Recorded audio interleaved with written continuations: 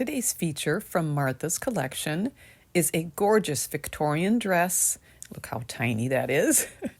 In a shade of red with wool and silk and cotton lining. It has a slight train in the back, and here is a peek at the inside of it. It is a combination of machine and hand stitching, and you can see there the boning, which this one is missing its tip, and so I will address that later.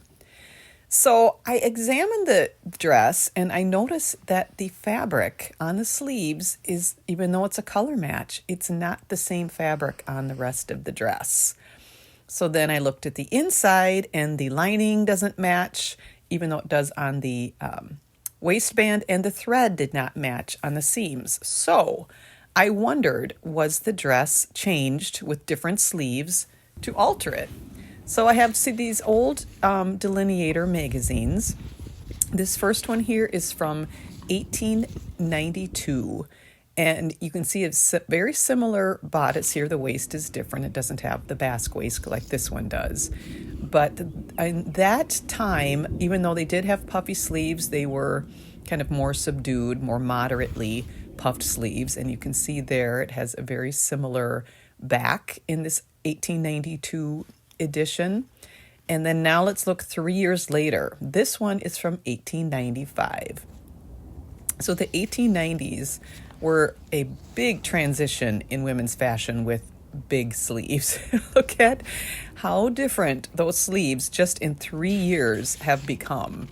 And in many pages in this issue, you can see several examples of really oversized, very puffy sleeves, which this red dress isn't quite this full, but it's definitely fuller than when it started. So I think it was changed at some point.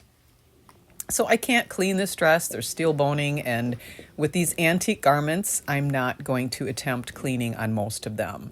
But I can give it a little refresh, so I did steam it, and I did some repairs. That waist sash had partly come unstitched, so I did some hand stitching on the side of it there.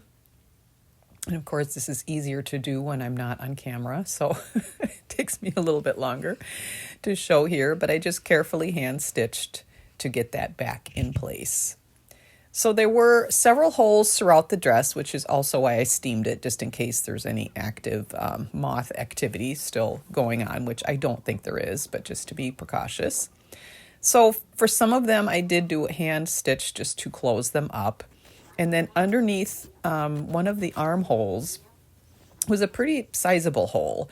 So I took a little bit of fabric, so it's of course matching, from the seam allowance in the skirt, and then placed it underneath so that you're not seeing the light color of that lining underneath.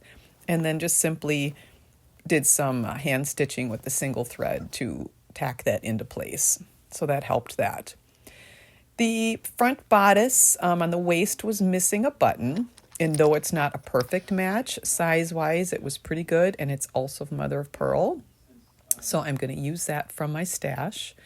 In order to create a bit of a shank to help kind of do a space in between to give some room, it makes it easier for the button to fasten when there's when it's not quite so tight to the garment.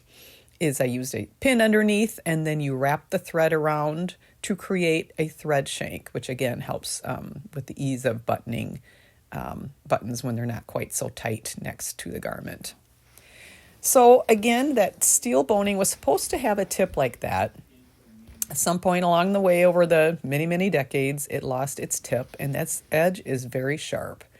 So to remedy that, I had several nail files or emery boards that I just back and forth kept working on, and that made it so much better.